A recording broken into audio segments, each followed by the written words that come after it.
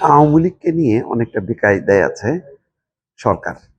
মির্জা ফখরুল ইসলাম আলমগীরের কথাই সেটা পরিষ্কার। সেটা হচ্ছে যে তিনি বলছেন যে আওয়ামী লীগের বিষয় আইনগতভাবে দেখা হবে। সাংবাদিকরা আজকে নয়াপল্টনে গিয়েছিলেন, মির্জা ফখরুল ইসলাম আলমগীর সহ অন্য মন্ত্রীরা। সেখানে প্রশ্নের উত্তরে বলছেন যে বিভিন্ন স্থানে আওয়ামী লীগের কার্যালয় খোলার যে প্রসঙ্গ সেটিকে আইনগতভাবে দেখা হবে। প্রশ্ন ছিল এই যে সরকারের অবস্থান কি, যে বিভিন্ন স্থানে আওয়ামী লীগের অফিস যে খোলা হচ্ছে। তিনি বলছেন যে এটা আমরা চাইনি, এবং যেহেতু আইনগতভাবে বলা আছে যে তাদের কার্যক্রম নিষিদ্ধ, সেভাবেই এটাকে দেখা হবে। যাক, এখানে আর একটা বিষয় গুরুত্বপূর্ণ যে ত্রয়োদশ জাতীয় সংসদ নির্বাচনের পর এই প্রথম বিএনপির কোনো মন্ত্রী বা জ্যেষ্ঠ নেতা এই কার্যালয়ে যান, এবং সকাল 10টায় নয়াপল্টনে যান মহাসচিব। সেখানে দলটির নেতাকর্মীরা মির্জা ফখরুলকে ফুল দিয়ে শুভেচ্ছা জানান। তিনি বলছেন, নয়াপল্টন বিএনপির এই কার্যালয় থেকে বিগত সময় সবচেয়ে বেশি আন্দোলন এবং কর্মসূচি পালন করা হয়েছে, যার নেতৃত্বে ছিলেন প্রয়াত প্রধানমন্ত্রী এবং দলের চেয়ারম্যান বেগম খালেদা জিয়া। বলছেন যে এই কার্যালয় থেকে দেওয়া কর্মসূচিগুলো জনগণকে অনুপ্রাণিত করেছিল। আসলে আমি নিজেও বলতে চাই, নয়াপল্টনকে বিএনপি যেন ক্ষমতায় এসে ভুলে না যায়, এবং তারেক রহমান যেন মাঝে মধ্যে নয়াপল্টন অফিসে বসেন। কারণ এই নয়াপল্টন গত 15 বছরে বহু আন্দোলনের সাক্ষী। এই নয়াপল্টনকে ঘিরে আওয়ামী লীগ সরকার তাণ্ডব চালিয়েছে, বহু নেতা কর্মী হতাহত হয়েছে, এবং সর্বশেষ 28শে অক্টোবরের মানে যেই দ্বাদশ জাতীয় সংসদ নির্বাচনের আগে 28শে অক্টোবর ছিল সবচেয়ে বড় আহ, মানে আন্দোলন এবং সমাবেশ, যে সমাবেশে হামলা করে পণ্ড করেছিল শেখ হাসিনার সরকারের পুলিশ বাহিনী। এই জায়গা থেকে যেহেতু আন্দোলনের একটা সূত্রপাত হয়েছে, বহু আন্দোলনের সাক্ষী, সুতরাং নয়াপল্টনটা মূল অফিস বিএনপি, এটা মেনে নিয়েই যেন বিএনপি অগ্রসর হয়।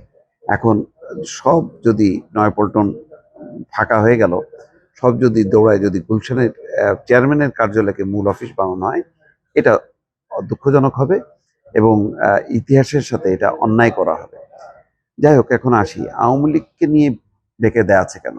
বিএনপি আওয়ামী লীগের ব্যাপারে কঠোর হবে না, এটা সত্য। কারণ রাজনৈতিক দলের কার্যক্রম নিষিদ্ধ হোক বা আওয়ামী লীগ নিষিদ্ধ হোক, এটা কিন্তু বিএনপি চায় না। বিএনপি বহুবার বলেছে, বিএনপির একাধিক নেতা, যে কোনো দলের কার্যক্রম নিষিদ্ধের পক্ষপাতী না, কোনো দল নিষিদ্ধেরও পক্ষপাতী না। কেন পক্ষপাতী না? আইনগতভাবে, গণতান্ত্রিক রাজনীতিতে আইনগতভাবে কোনো দলকে নিষিদ্ধ করা যায় না, দলের কার্যক্রমকেও নিষিদ্ধ করা যায় না। হ্যাঁ, এটা ঠিক, মানবতা বিরোধী অপরাধ করেছে আহ, মানে দলের নেতা কর্মীরা।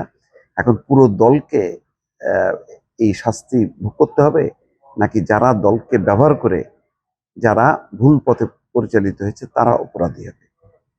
বিষয়টা হচ্ছে, যারা ভুল পথে আহ, ক্ষমতায় থাকতে চেয়েছে, ক্ষমতায় থাকতে যেয়ে তারা অন্যায় অপরাধ করেছে, তাদের শাস্তি হবে, কিন্তু দল মানে এর জন্য শাস্তি পেতে পারে না। এটা হচ্ছে একটা গণতান্ত্রিক রাজনীতির একটা মূল কনসেপ্ট। তো সেই কারণে বিএনপি এই ব্যাপারে নমনীয়।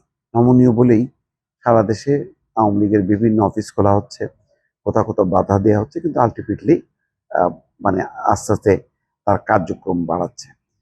এটা হতে পারে যে যে নির্বাচনটা হয়ে গেল, সেই নির্বাচনে পরোক্ষভাবে বিএনপির পাশে দাঁড়িয়েছিল আওয়ামী লীগের নেতা কর্মীরা, ভোটাররা।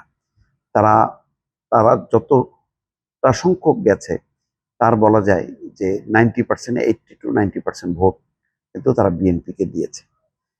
এখন আন্তর্জাতিক পর্যায়ে কোনো সমঝোতা হয়েছে কিনা জানি না, যে হয়তো ভারত একটা নেগোসিয়েশন করে দিতে পারে যে বর্তমান আওয়ামী লীগ, শেখ হাসিনার আওয়ামী লীগ আর রাজনীতিতে আসবে না, কিন্তু অন্য নেতা কর্মীরা তারা আওয়ামী লীগ রাজনীতি করুক। এই ব্যাপারে হয়তো একটা গ্রিন সিগন্যাল বিএনপি দিলেও দিতে পারে, আমি পরিষ্কার না। কিন্তু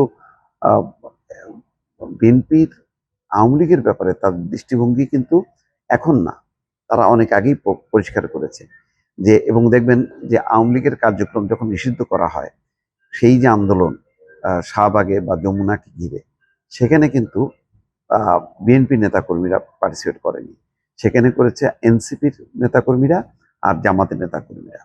সুতরাং বিএনপি আওয়ামী লীগের কার্যক্রম নিষিদ্ধ হোক, দল নিষিদ্ধ হোক, এইটার ব্যাপারে তারা বারবার যে অবস্থান রেখেছে এবং সেটা কিন্তু তারা কথা রেখেছে।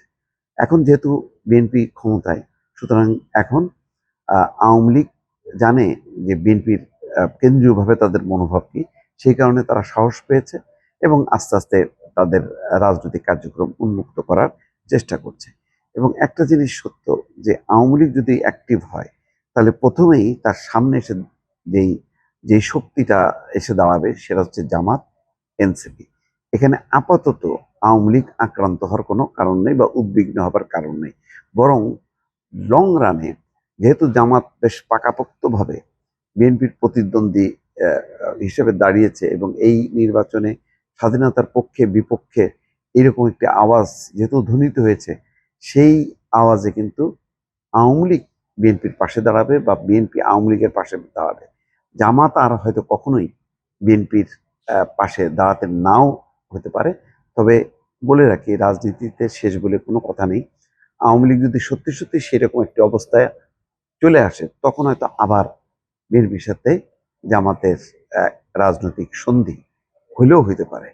কোনো কিছুই ঠিক না। বাংলাদেশের রাজনীতিতে একসময় যে স্বৈরাচার মানে এরশাদ, সেই এরশাদের দল বিএনপির যেমন ঘনিষ্ঠ ছিল, এবং এরপরে কিন্তু লম্বা সময় আওয়ামী লীগেরও ঘনিষ্ঠ ছিল। সুতরাং এগুলি সবই হলো রাজনীতির হলো মানে কি বলে এক ধরনের বিতর্ক। আসল বিষয়টা হলো যে ক্ষমতার রাজনীতিতে মানে যে কোনো শক্তি যে কারোরই বন্ধু হইতে পারে, এটা প্রমাণিত।